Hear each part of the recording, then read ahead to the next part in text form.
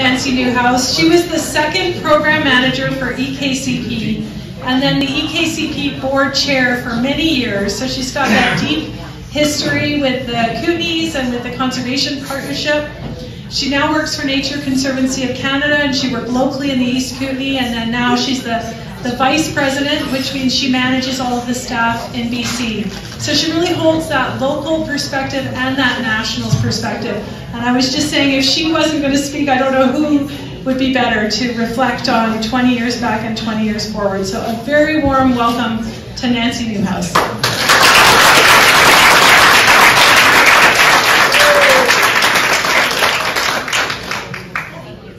Well, thank you. It is my truly supreme pleasure to be here tonight. I've never done a keynote presentation before. I was actually looking up, like, what is a keynote? But it's amazing to be here with you, with the Kootenay Conservation Program. It's a place where my heart is so deeply connected. And I titled my presentation Reconnecting, and it's been phenomenal already to reconnect with so many people that we have deep and meaningful relationships with over the years. And so tonight I wanted to talk a little bit about my experiences being in the Kootenays, being a conservation biologist, and what KCP means to me. And KCP is you. This is it, right? It's this group of people that are so dedicated to making the world a better place. And I'm so happy to have the opportunity to share a few stories with you tonight. Now I have to figure out how to make this work. We have not tested this apparatus. You should be able to press on the right side of that big circle. The right side this way? Well, you know what? I'm just going to go old school. There we go. So really what the Kootenay Conservation Program does, what it sort of boils down, is I think that we connect people to people, like we are tonight. We connect people to the land, and through all the land conservation initiatives, we connect land to land. And to me, that is incredibly meaningful. I thought what I'd do is tell you a few stories. It gets to be a pretty personal conversation.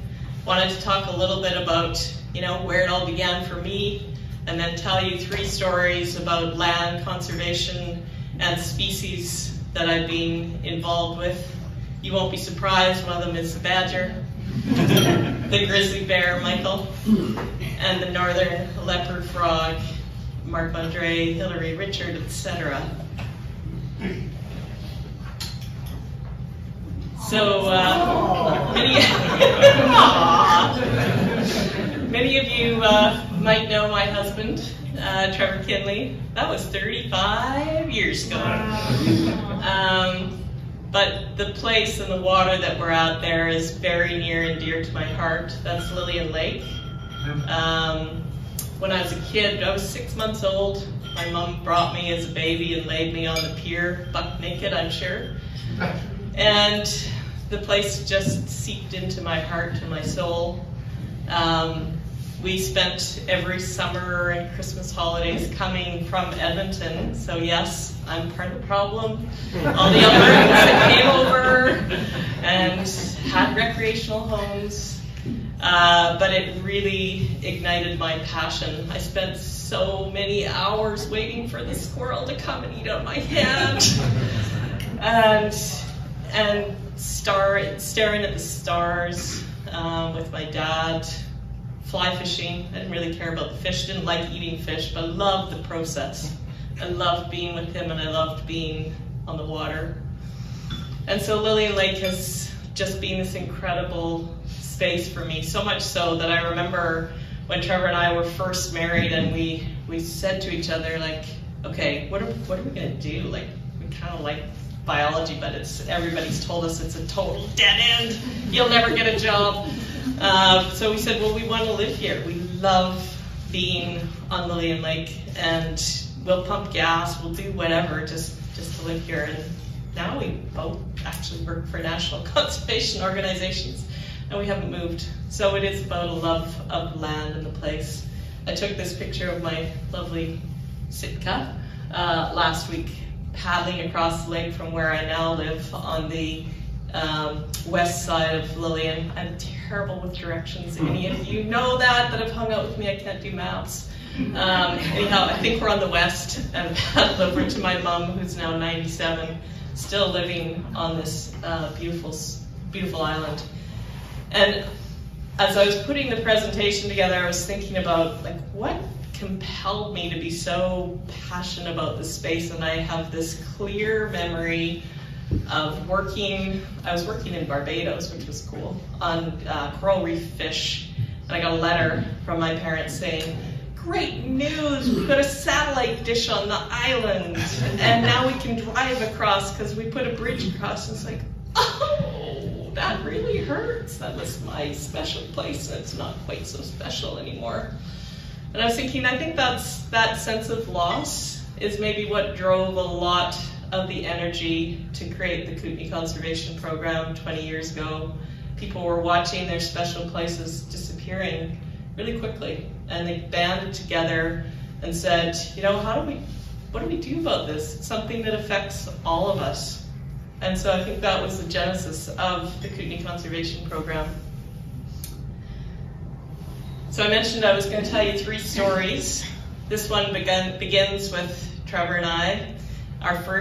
We were young biologists. Again, remember we were going to be gas stations, so next best thing, let's start a consulting company.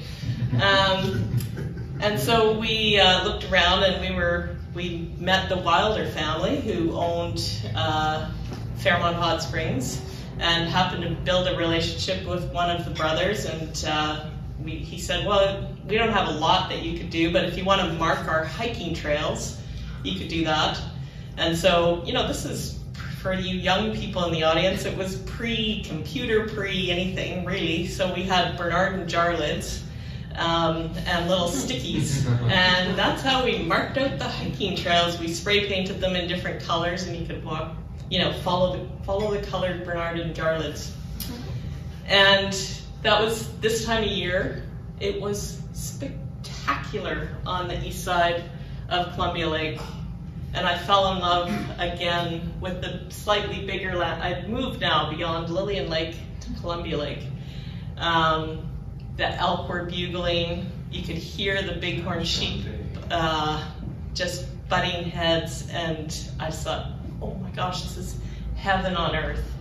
And then we heard that there was a development proposal for a golf course and condos there. And I remember going, ugh, like that doesn't feel good for this incredible space. So fast forward from simple beginnings to Bernard jar lids. Trevor and I actually started a consulting company, and many of you will know that I was known as the Badger Lady. We did, with a number of the people in the room here, Richard and Hillary and others, worked on the East Kootenai Badger Project. It was the first time in Canada that anybody had actually paid really any attention to badgers. They were just considered a pest. And I was living in my house in Wardner and doing a little bit of research and thinking, they're kind of cool and nobody knows anything about them. And so I wish John was here, because I remember talking to John Krebs and saying, like, do you think we could do something on badgers? And he says, well, write a proposal. So I did a 2-pager and said I was interested in doing something, and so it began. It's probably a 15 at least year project, research project on badgers. They went from being unknown, really kind of not on any lists, not even thought about, to being a listed species in Canada, because we realized that their numbers were very low. They were a wide-ranging carnivore. They weren't just some little rodent that people were maybe thinking they were. And they're just super cool.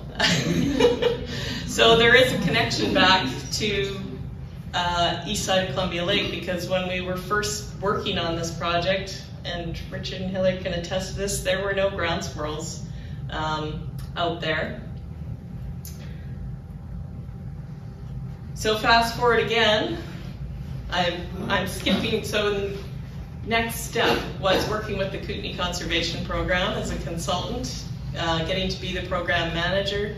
Phenomenal opportunity, I loved it. Under Dave's leadership at the time, we explored trying to get a local conservation fund. We sat at grocery stores and talked to anybody that we could, and finally basically just said, just say yes. And as Jerry's been talking about, we barely squeaked it in at 54% people that said yes. But so began the local conservation fund. And the funds, the first sort of big project that was funded was the east side of Columbia Lake. So for me, it was like, oh, very rewarding. And it was the Kootenay Conservation Program's local conservation fund, and the fact that the regional district could say, yes, the community really cares about this place, that we got the momentum. And other people said, oh, well, if the local community really cares about this place, maybe the province should really care about this place, and maybe Canada should really care about this place. And all of a sudden, from a project that people said, you will never raise $7.2 million, it was done. And it was a huge celebration. And that's where the power of KCP comes from the community drive to just make things bigger, better, acting locally, and thinking globally.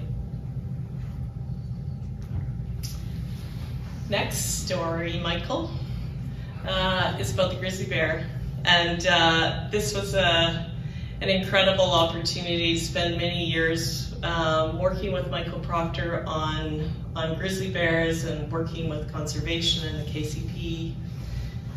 Hillary and I had the incredible opportunity to, we were just talking to Joe about this before we started, like, we wanted to go out with Michael and go on ATVs, and we were like, oh, except we don't know how to drive an ATV. So we... Neither do not. No, we definitely didn't. That was the most scary trip I've been on. So, yeah, we did our ATV training. That was an experience. We were definitely the eldest in the room, or on the ground, and something might have happened with Hillary, I'm not sure. At any rate, there we were being bumped around, and we actually were able to, Michael was able to catch a small grizzly bear. Hillary had young children at the time, and we said to Michael, how old is that bear? And he said, I think it's about 3. And Hillary's like, oh, my son is 3. And so this bear became Fritz. And Fritz is Hillary's son, who's now almost 14. And Michael told us tonight that Fritz the bear is still alive, as picked up by the DNA. So this story about grizzly bears is really about Kootenay Connect, and it's about using a species like this to think about broader landscapes and how we can, our hearts can really connect to thinking about what it means to be a large, wide-ranging animal, and what if we were a grizzly bear, how would we get through these landscapes? Where would we go and to find food and mates? And we'd need to be able to travel through these spaces. And that's where so much of the impetus for connecting landscapes comes from. And so I remember Catherine Tenise saying to me years and years before, you know, do you think NCC, by the time I was with Nature Conservancy, could ever help us with jumbo and gutmuck? And I said, I don't know, like, we don't, that's not really what we do. We do private land, so I don't think so. Fast forward to sort of a rethink about what it means to do land conservation, and a rethink of the way that our tools are structured. So Nature Conservancy of Canada and the Kootenay Conservation Program and other land trusts have started to think, okay, so there's private land, but then there's also privately held interests in land. And so is there a way to work even at a bigger scale and think bigger, and maybe there's a way to buy out those private interests if somebody really wants to create a durable conservation outcome on a big piece of land. And so once that shift had happened through the Flathead Watershed Conservation Act and other projects, when the Tanaha Nation and Catherine came to us and said, now do you think you could help? We were able to say yes. We would be in a position to negotiate a buyout of those tenures and really open the ability for nation to nation, government to government conversations about what an Indigenous protected and conserved area could look like. So that was a very special time working with the Tanaha Nation on that project. The third story I wanted to share with you is down to frogs and northern leopard frogs. And Hillary and I just were out at the frog bear conservation area yesterday, or today I should say. You guys are going there, I think, tomorrow. And Marc Andre and etc. The old gang. We were out on the frog bear conservation corridor back in 2014 with Kootenai Conservation Program, and I just had an incredible opportunity to think about this place, which is the only known breeding location for northern leopard frogs, and connected to another amazing place that Kootenai Conservation Program helps support in the East Kootenays. This is the Ladders, two of my very favorite people, Walter and Carol. They're the gems. They're the people that you just really want to work with. They came to us and they said, we really care about the land. We want to protect it forever. And talking to Carol, she talked about her childhood as a Quaker, and that she grew up in the United States and was seeing all, their family saw the investments that were being made in military investments in the US, and they looked around the world about, is there a country that's better, that would be a better place to live? And they found that Costa Rica was investing in education and in conservation. And so as a family, they moved there, and that's where her roots were, in Monteverde, Costa Rica. And then she came to the Kootenays and carried that same ethic of what it means to care about your community and about education and about land forward. And so I just had the pleasure of seeing them again about 3 weeks ago, and went and looked at the incredible wetland restoration work that has been done on that property. And while we were there, we went for a little walk, and there was actually a woman from the Calgary Zoo that was there, and she was taking photographs. So they had taken eggs from here, from Creston, grown them, that's a terrible way to put it, raised them in Calgary and released them here. And there were frogs everywhere. I've never seen that many northern leopard frogs. It was actually, okay, I did not kill any, but it was like, as you stepped, it was like, ooh, are you gonna step on one? So it was a remarkable opportunity to see what KCP can do, and the linkages and those connections between all the different projects. They all start to blend together in an amazing network. This was September 1st, and my son and his wife, who had chosen to move back to the Kootenays, which was amazing, were expecting their first child, and they didn't want people at the hospital in Cranbrook, but you know, and I did not plan this. Like, I just happened to be at this property on the same day that my granddaughter was born, and so I got to have the most incredible experience. And as you might remember from the beginning of the presentation about how much my heart was attached to this little lake in the Kootenays, Lillian Lake, this is Johanna Lillian. So I'd like to propose a toast to all of you, to the Kootenai Conservation Program. You guys have your glasses? Yes.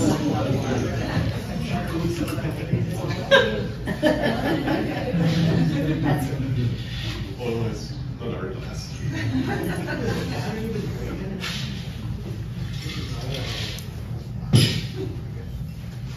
the Kootenai Conservation Program, you're able to connect your hearts to your big minds, to your action, and with that, you're making the world a better place. And thank you.